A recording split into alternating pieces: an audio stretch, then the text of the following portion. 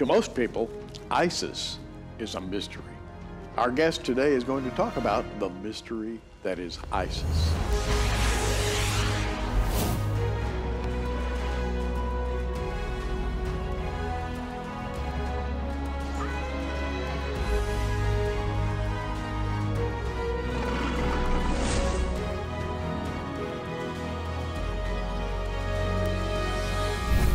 And our guest is Avi Lipkin. Many of you know him from times past. We've talked to him for years. Avi, welcome to Prophecy Watchers. Great to be back. ISIS. Everybody talks about ISIS. We see the guys in the black outfits riding around in the backs of pickup trucks with machine guns, et cetera, et cetera. They are vicious zealots. But it's safe to say that here in America, nobody really knows who they are. So let's talk about the mystery of ISIS. And you, by the way, are an expert in the history of the various tribes, the various nations, and the flow, the ebb and flow of the nations of the Middle East. So on that basis, let's talk about ISIS. Okay, very good. ISIS is the true Islamic ideology approved of by 82% of the Sunni Muslims in the world, according to Al Jazeera. 92% of the Saudis support ISIS. So ISIS is not an aberration. ISIS is Islam. And this whole idea of cutting off heads and cutting off arms and legs and crucifying people and all these horrible things we see from the Quran, chapter 5, verse 33, all of this is accepted normal behavior in Islam. Now, for years, Osama bin Laden was the bad guy over there, and people talked about him and wrote about him, and there were video reports. And you told me some years ago that Osama bin Laden was a Sunni. Right. So what would be his relationship, or the relationship of what he was doing to what ISIS is doing today? Okay, the educational system in Saudi Arabia follows what is known as the Wahhabi school of Islam. And Osama bin Laden was just a normative Saudi kid based on the Islamic system. Okay. And he was an engineer. He was like a scientific mathematical engineer, and he was a contractor. The Osama bin Laden family in Saudi Arabia is extremely wealthy from the building contracts. And he was sent to Afghanistan during the war with the Soviets. And he helped in construction projects in Afghanistan. And at that time, he became a jihadist.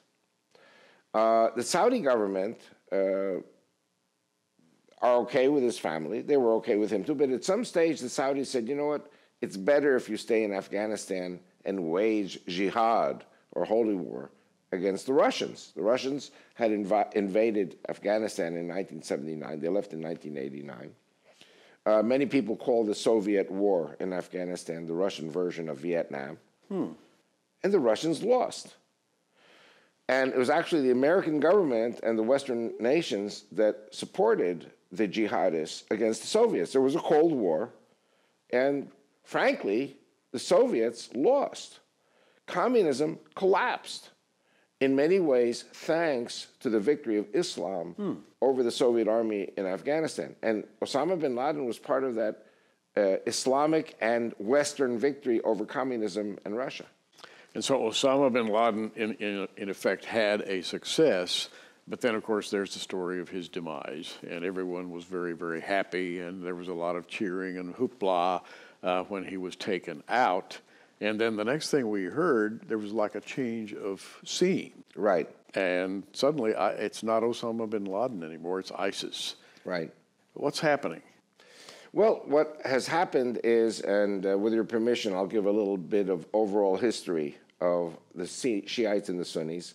I do have a 90-minute DVD about it, but we don't have 90 minutes to go through the history of that. And before you do, I might mention that your latest book, Islamic Rivalry, which we're offering, by the way, ISIS and Iran are fighting for the heart of Islamic identity. You go through a lot of this in this book. Right. ISIS is Sunni, and Iran is Shiite. Bashar al-Assad is Shiite. Hezbollah of Lebanon Shiite.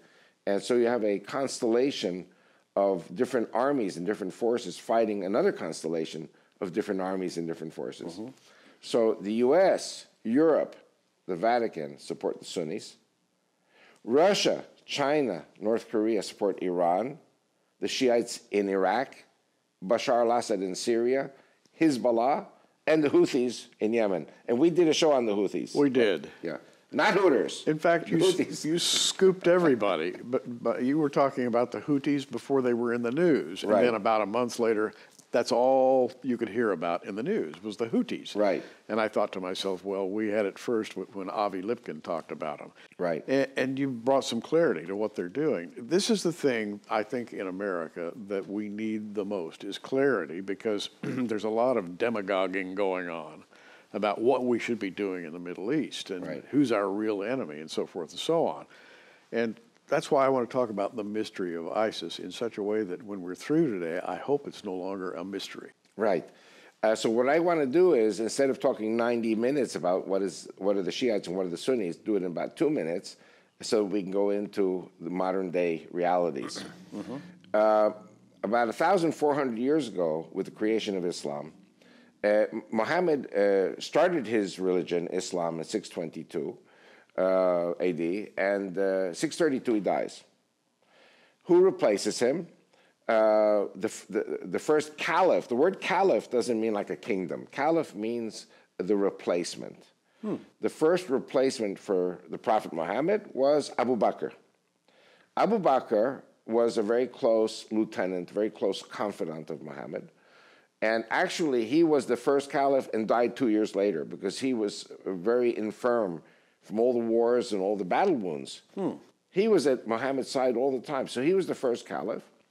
The second caliph was Omar. The third caliph was Othman, like Ottoman, comes from the word Othman. Yeah. And these guys were caliphs for a few decades. And they were the fathers of what we call today the Sunnis. Okay? The Sunnis are the loyalists of these first three lieutenants.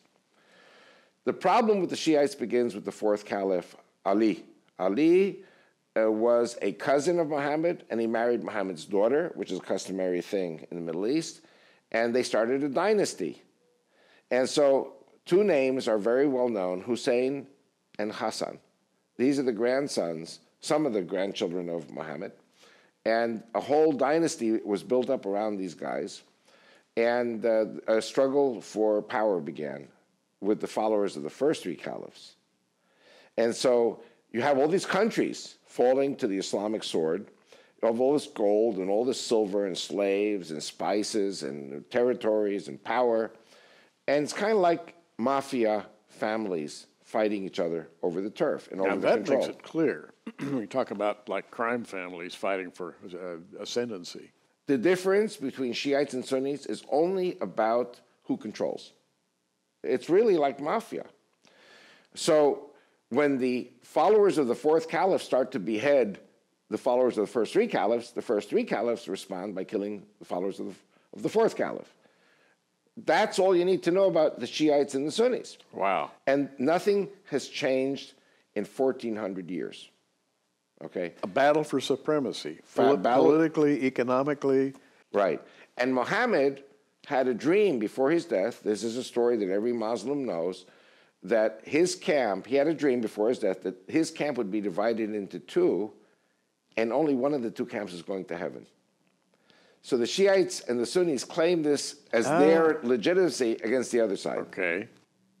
But there is no difference in religion, really, except for the martyrology of the Shiites, that their people were annihilated. Hassan and Hussein, the grandsons of Muhammad, were beheaded by the followers of the first three caliphs. Very bloody thing. Okay. Fast forward today. The Islamic world, which is somewhere around 1.5 billion people, is 85% Sunni. In other words, ISIS addresses 85% of the Muslims, and 82% of the 85% support ISIS everywhere in the world. That's amazing. Yeah, that's a lot of. That's like 1 billion people. That's a contingency out there. I mean, and there's power in that. Right, right. Now, Where do you see these 1.2 billion Sunnis? You see them, for example, in Indonesia. Indonesia has 200 million Muslims. You see them in Turkey and the Turkic Soviet republics, former Soviet republics, that's about 270 million. 70 million Sunnis in Egypt, 70 million Sunnis in Turkey. Africa, other countries, and that's how you get 1 billion Sunnis. The Shiites are only 15%, but they are concentrated in the Persian Gulf. What do you have in the Persian Gulf? Oil. Oil. So in the Persian Gulf, it's 50-50. And they are vying for who's going to control. This is a story that's been going on for 1,400 years. You know, the Catholics and Protestants had these wars of Reformation. After 300 years, they stopped killing each other. Right. 1,400 years, they don't stop killing each other. Now, we think when we see ISIS, and automatically there is this connection in our brain, the word ISIS means vicious, beheaders, ruthless, subversives, the bomb carriers, terrorists. And you say, well, they're Sunnis. Right. When I think of a Sunni, I think of the Saudi Arabians, for example, and I think of them as sort of peaceful. That is, they're not riding in the back of pickup trucks with machine guns. Right. We think of them as more or less peace-loving people. Right. But you're saying they're the same group. Yes. So what I have shared over the last 20 years with interviews with you is that there are two types of Islam. There is the revolutionary Islam and the revolutionary. Now, Osama bin Laden, ISIS, Al-Qaeda, these are revolutionary or violent types of Islam, Islam of the sword. The Saudis, as you correctly say, the leadership of Saudi Arabia is considered infidel, heretic, and traitors by ISIS, by Al-Qaeda, by Osama bin Laden, because they are seen as in bed with the one world government economy. That's why they're quiet. And they are, yes. By the way. And by the way, they're mentioned that way in the Bible. I think in Ezekiel 38, where Sheba and Dedan and the merchants of Tarshish form a nice, cozy little group of people, the world trading system. And right. I think that's a reference to the Saudis. Yes, and what America is doing today, in other words, those people in America or in Europe who are saying, well, we don't want these refugees from Syria or Afghanistan because they're terrorists. By and large, they're not terrorists. They're quiet people. Their plan is to take over America incrementally by immigration and by the use of their Islamic cash and oil. And they're doing it. Yes. They're building mosques in America, and you've told me about this in the past. Yes. Now, ISIS disagrees with this. ISIS says America is the great Christian Satan, that the only solution possible is the destruction of America. Saudis don't like that. The Saudi approach is, the quiet approach is, no, we will buy America out and we will glorify Allah by making America a Muslim country. And then the Christians and Jews and all the people who live in America, they will convert to Islam. Okay? ISIS says, no, we're going to kill everybody. Very often, ISIS captures Christians or Yazidis or Kurds or other groups. Say, are you going to be one of us? They say, yes, or we're going to kill you anyway. They just kill everybody. Wow. So, the Saudi plan, Qatar, Turkey, Egypt, all these so-called moderates, they're not moderates, but their system, their strategy is not to kill the Westerners, but to convert them to Islam. Now that makes it clear to me. And now I understand. We're talking about money here. Right. We're talking about... It's all about the economy. The economy. Yeah, and the dollar will not collapse. The American economy will not collapse because America today is a Saudi colony. Wow. I might pause here to talk about our magazine, The Prophecy Watcher. And the reason I want to hold this up right now is because this is the November issue. And right here on page 26, there's a double-page spread. Avi has an article here entitled, "What are the Russians Really Doing in Syria?" Absolutely packed with information. And so get a copy of the November. Just subscribe to the magazine. And you can do so on prophecywatchers.com.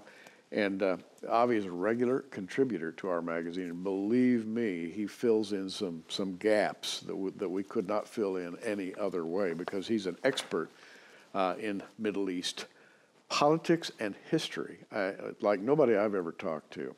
Now, back to the story. Oh, before we go back there. Yes, I was going to continue with what's in this book. Let's talk about Islamic rivalry, because essentially your book, Islamic Rivalry, covers much of what we're talking about today. Right.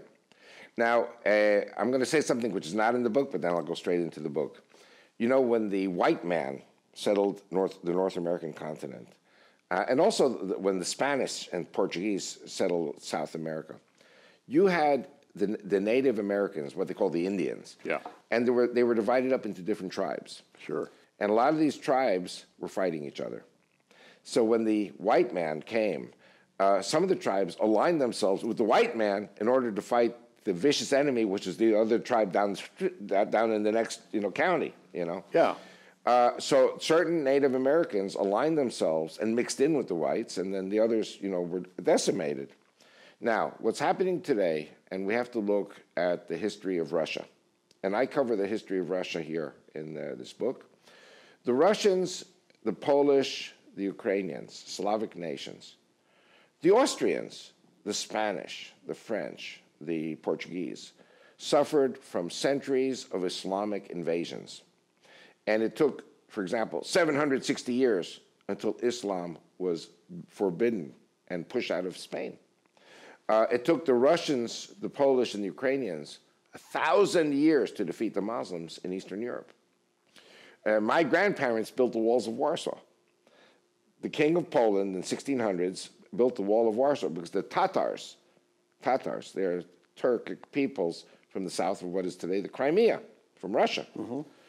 They were raiding all the way up to Moscow, raiding all the way up to Warsaw, the Ukraine, Kiev, and there were hundreds and hundreds of years in which Christian women were raped and kidnapped, and the men were killed, and slavery, and these Slavic villages were burned down.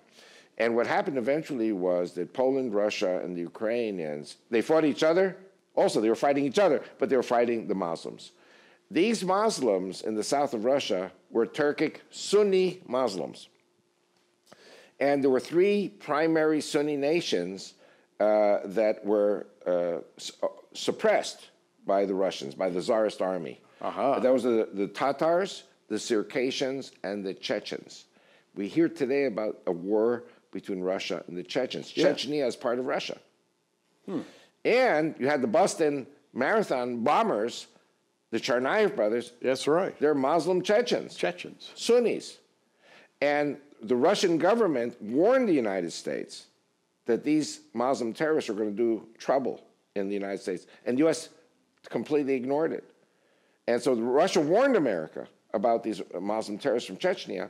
And not only did they carry out the bombing in the Boston Marathon bombing, but they also slit the throats of 3 Jewish students, college students. It was a cold case. It went cold. The police didn't have a clue until after the Boston bombings, and then the truth came out that these 3 Jewish kids had their throats slit by these Tsarnaev brothers. Now, what's really interesting to me, and we're talking today about the mystery of ISIS, what fascinates me most of all right now, and I think that most of our audience is fascinated by the fact that the Saudis are Sunnis, ISIS are Sunnis. They're using 2 different methods to achieve essentially the same end. The Saudis are taking the monetary approach, working, I suppose, with business interests, moneyed interests in the West. ISIS is taking the martial approach, go after them with weapons, with bombs, and so forth. But you're saying their goal is the same. Yes. And their motivation is the same. Yes, but they're working at cross purposes. They hate each other. And ISIS today, one of their plans is to conquer Jordan, conquer Saudi Arabia, kill the king of Jordan, kill the king of Saudi Arabia and their families, blow up the Kaaba in Mecca, which means the end of Islam. In other words, Islam is going to self-destruct, and blow up the oil wells. And that's something the one world government cannot tolerate. And at that point, they would be what exactly? They would be banned by the world. They seek to be the replacement, to use the word caliph that you explained a minute ago means replacement. They want to be the replacement for all of the power and control in the world. In the world. Right. Wow. And so, for example, you'll forgive a Jew for quoting Revelation, but, for example, it says the harlot riding the dragon. Yes. So I say the harlot is the one world government. The dragon is Islam, the devil. Allah is the devil. But that dragon is paying the harlot for services rendered. So the harlot is providing the banking system, the international power, and everything is being paid for by Islam. But the problem is, as you know, it says at the end, I think the dragon devours the harlot. That's what ISIS wants to do. The beast, yeah. The beast wants to devour the harlot. Absolutely. I have a different take. I think the harlot is going to kill the beast. Because the purpose of the one world government is to make money. Their lord is Mammon. And so what happens is when ISIS goes to blow up the oil wells in Arabia, the Arabian Peninsula, that's when the one world government bans Islam. All right. Now the stage is set. You've got a lot of information to work with here, so listen carefully because I'm going to ask the question next of you. Where does this lead now? We're talking about the year 2015. Right. In 2016, 2017, where is this going? Okay.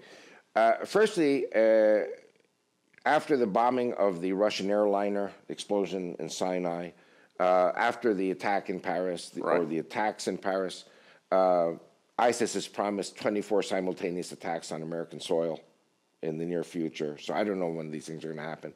But this is nothing new.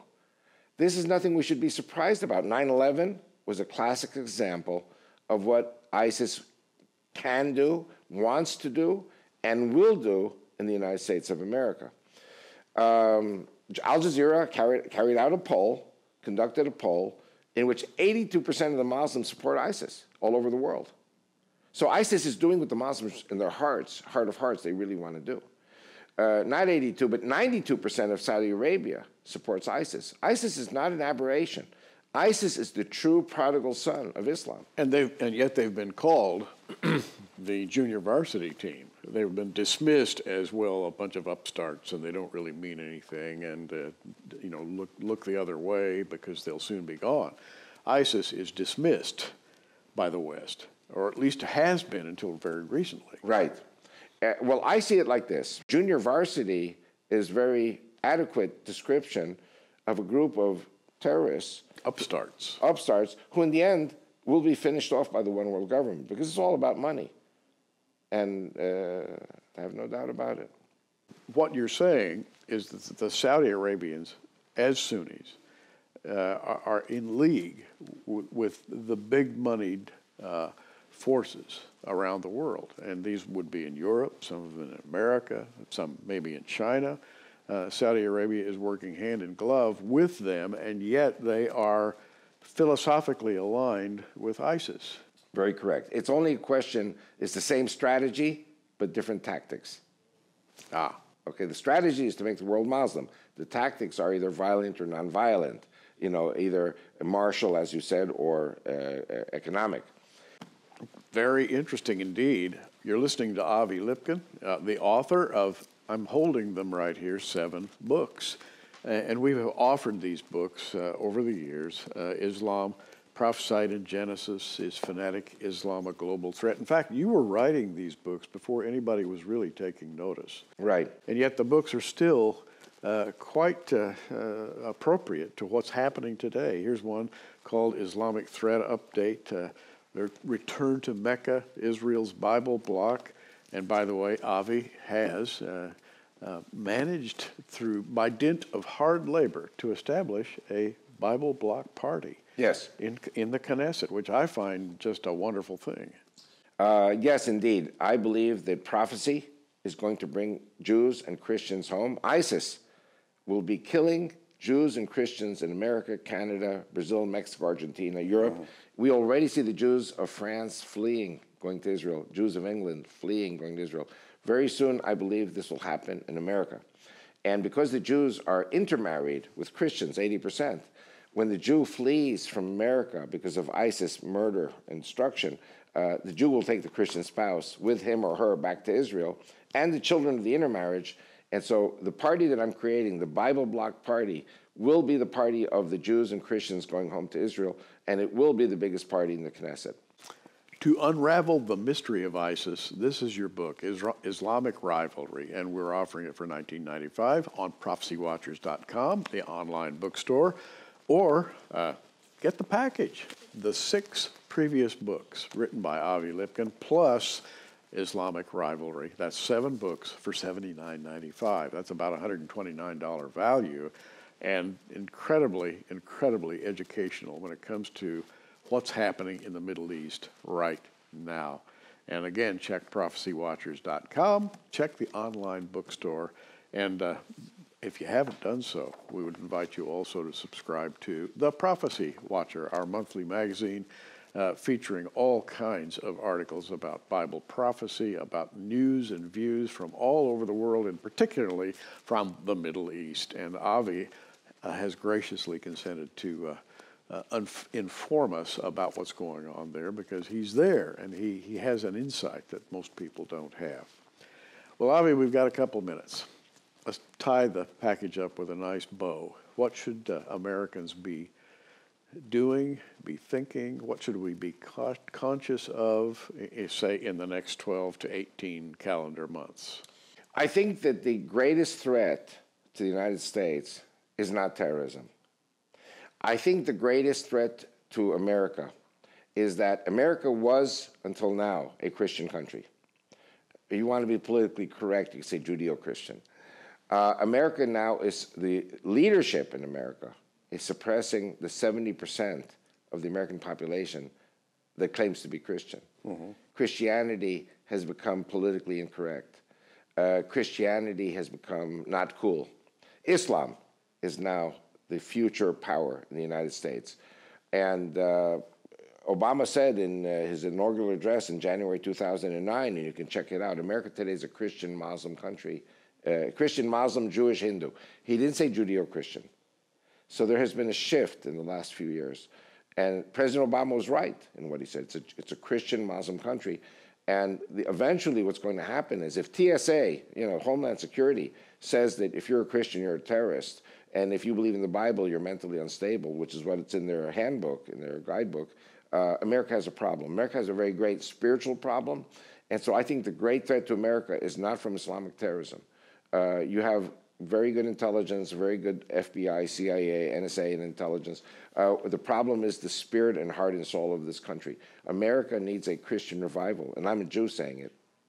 This is what amazes me. When I talk to Avi, he is a Jew, and he's saying we need revival. Yes. Wow. Christian revival for America's survival. For Israel's survival, which includes America's survival. This is the survival. There it is, Christian revival for Israel's survival. How does that work? You're the roots, you're the branches, we're the roots. The tree dies, it's not good for the roots or the branches. But Avi's also saying Christian revival for America's survival. Correct. Mm-hmm. Pray, not only for the peace of Jerusalem, but pray for revival in America and in Israel. Avi, wonderful talking with you as always. May you and your family be blessed, and may your nation prosper. And may God bless America. Amen. I'm Gary Stearman. Keep watching, everybody. We are. Thanks for joining us on Prophecy Watchers. You can find us on the web at prophecywatchers.com. In the meantime, keep watching, everybody, and we'll see you soon.